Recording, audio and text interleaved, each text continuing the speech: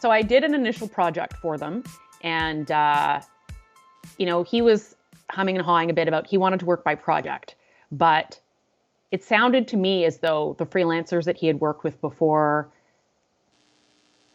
I don't know, I just didn't like the feeling of project based with him. It sounded as though there was just a lot of back and forth. Okay. And I was going to end up losing money from it. So I said, you know what, let's do a test, because I know from the course this was an option, right? Do a trial, because yeah. I was very interested. So I thought, you know what, we're going to do this as a test. We're going to do it hourly and at a lower rate. So this was my range, and we're going to do it at my lowest range. Okay, the trial project, yeah. And let's try it that way. And he seemed very fine with that option. And so I did it that way for the first project. And he seemed pretty happy.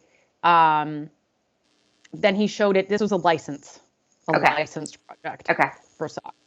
And he showed it to the brand, and they didn't like any of it. But also I had been given terrible direction. Okay. Been told, here are some t-shirts that they've sent us for direction.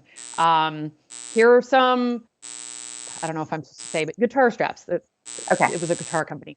Guitar straps that we can base it on. So I based everything on that. And then it turns out they didn't want us to use that direction. So. Okay. That was not really your fault, though. Yeah, right. But, I took it, right. And I then had a conversation with him. He had given me another project. I had a conversation with him, and I said, look, that was our first project. Now that we're on a second one, based on what's happened with the first one, it sounds as though there's quite a bit of back and forth with some of these brands. And we always want to make sure that we give them the best design, and we're willing to do the back and forth because we want to give them the best product. But there is a lot of back and forth. And because of that, I think hourly might be best for us. Yeah. And I would like to do it at this rate. And he thought about it for a minute, but then he agreed to it. Okay. So I started on my next project with him, and I told him, look, because he said, I don't want you to work too many hours. And I said, okay, how about we do this? How about I do, 4 designs, and I'll send them to you sort of partway through, and then you can let me know what you think. So we did it this way. And then he says, you know what, we're not going to be doing any further designing for the first project. The second project, we're going to put on hold for now. We'll let you know if we need any further work from you. Please send me your invoice for this second project. Okay. And then my other fellow freelancers were still getting work. So I had no idea what that was all about. It was almost as though, like, all of a sudden he was paying me more and he didn't really want to work with me. It could have been. It really kind of sounds like it could have been. And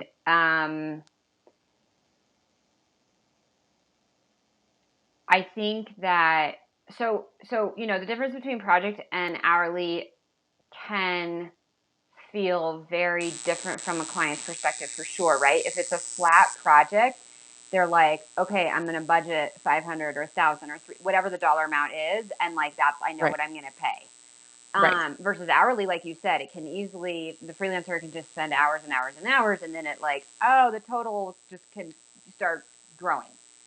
Yes. So yeah, it sounds like he was getting projects from the other freelancers, because my guess is that they were not as like confident and maybe assertive as you were in saying, you know what, I actually think it's going to be better to do this. And he's seeing that like by the time they get to do all the revisions and the back and forth, that it's just coming out a lot cheaper. I mean, that's maybe an assumption you and I can both make. Did you ask for any feedback or any type of like, hey, just want to make sure like everything was okay. It sounded like things were going well, and just wanted to make sure there was anything I did wrong or I could do better. I did not send that email because it's a hard email. Scared me. I know. It's a very hard email to send. Yeah. How long ago did it end? 3 weeks, maybe a month. Okay. So I also have like my old former boss also works there as a consultant. Okay. So like I just a freelance prodded consultant. him. Yeah. So I prodded him for a little bit more information, and he said this big guitar brand, they decided to do in-house. Okay. Just because they're finicky. Okay. And he said the other brand they're also doing in-house. So I guess they just decided to do both in-house.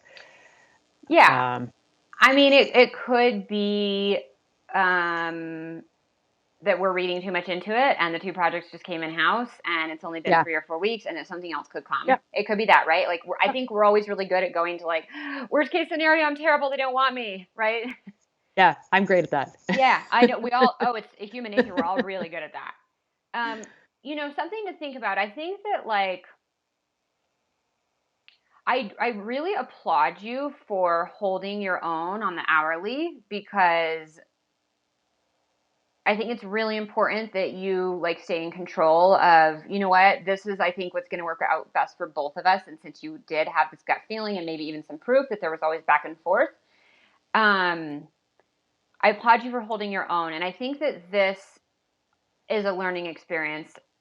And you could look at it, you could say, well, gosh, had I done project, would it have continued to work out? But alternatively, if you had done project, if you had sort of appeased him and said, okay, we'll do project, then my specific advice would have been, and so I want to throw this out because I want you to, in the future, think about like maybe you having options is, Right. and we teach this inside of FAST regardless, but I'll just remind you as project-based, being hyper clear about what they do or don't get, right?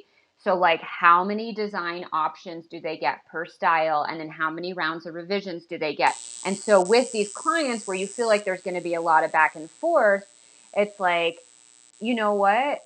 At some point, you just need to control the situation and, hey, I'm super excited about working on this project and I think it's really coming along great. I do have to really be mindful of how much time I'm putting in based on the original proposal. We had agreed to 2 design options per style and 2 rounds of revisions.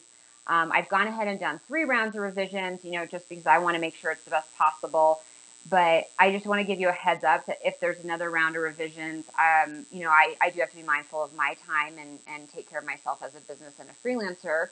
And, I'm happy to put together another proposal, or I can just charge you at my hourly rate of X, right? So It's outlining it really clear in the proposal in the first place. And then when you're in the project, if it starts to go beyond, maybe you do that one beyond, and you can also have a conversation at that point too. If you said 2 rounds revisions and they're asking for the 3rd, you can kind of give them a heads up and say, you know what, I'm totally happy to do this and I'm going to do this and I'm going to absorb the time. I just want to be mindful and let you know that the original proposal had stated this and this is our 3rd round. It's not a huge deal, so let me just take care of this one for you. But anything beyond this, we'll have to reevaluate. And that's something you can do in writing, or you can do in I think it really comes off better in voice if that's an option. If you can kind of weave it into an existing call or something. Or just kind of depending on what type of communication that client prefers. If you guys never get on Zoom or they hate it or blah, blah, blah, whatever, right? Like, you always want to think about like, how is this going to feel most comfortable for them? Right. Right. He doesn't really Zoom. He's more of a call kind of person. Then a call I think could be great. Right. Yeah. And I say like, to control the situation, like if you can just add it onto another call instead of being like, oh, let's schedule a call. Cause that can sometimes feel like, oh, that like chewed up 20 minutes of my day and we have to schedule it and blah, blah, blah. And like can feel a little laborious just to have that specific conversation. So that is an option, right?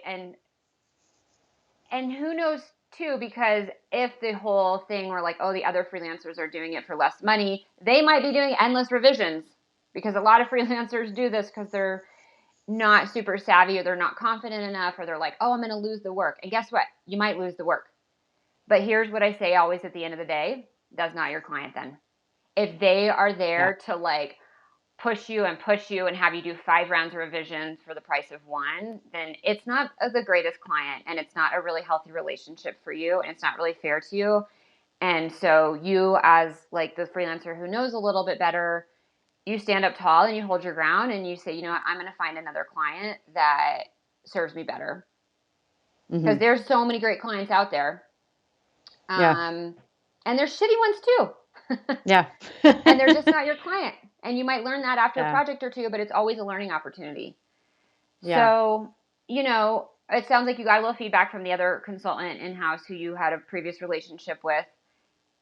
And some people will not ever give the honest feedback. Maybe it was the price and they're just going to say, we just brought it in-house. That's just the easy, quick answer, right? Yep. So it's unfortunate. And again, if it's someone you still feel in your heart and in your gut that you want to keep working with, then add them to your 3-month follow-up list. Okay. If you're feeling gross and like, you know what, I just have a bad taste in my mouth and I'm not sure these are the people I want to work with, then just cross them off. You know, that's something Right. you got to do a gut check on. Yeah. What do you think? I think I might do a check-in with value Mm-hmm. in a shorter period of time than 3 months, just to check in. Totally.